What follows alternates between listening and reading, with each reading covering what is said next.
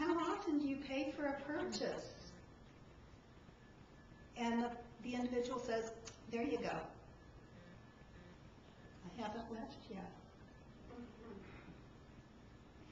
I'm giving them my business. I just handed over my money, and if I didn't do that and other people didn't do that, they wouldn't have a job. They would not have that income. So would it kill them to say, thank you? And then I can say, you're welcome, or thank you. So sometimes we're known to go talk to a manager, and it's really fun to do that if you're giving a compliment, because managers always freeze when they find out somebody asked for them. But be sure and do it when you're giving compliments too. But sometimes, if I get a grunt, I continue with the cheery conversation. Now, depending on what kind of person they are, or perhaps what kind of a night they had the night before, their response can get more and more interesting.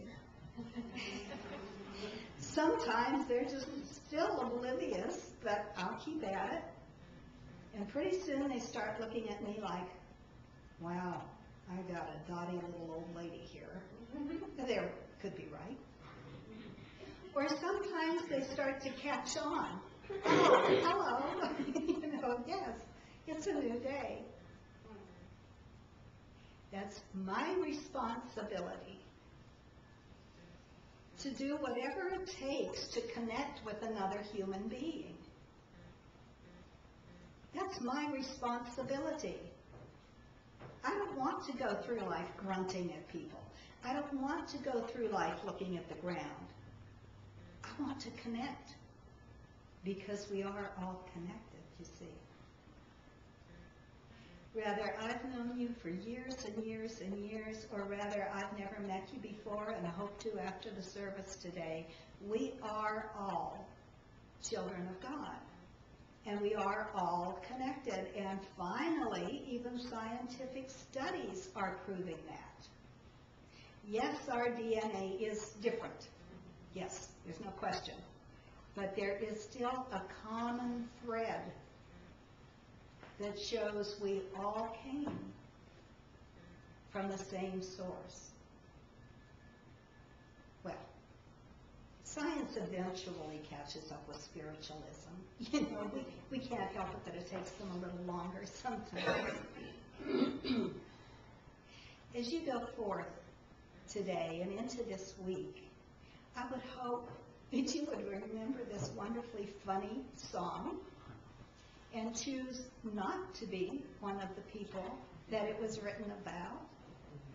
I would hope that whatever challenges you may face this week, you think about that wonderful song and it'll give you a smile. And you know, when you're smiling, things get better. They do. They just about have to. You're sending something positive out there into the universe. And anytime you do that, positive is going to come back. In closing, I'd like to read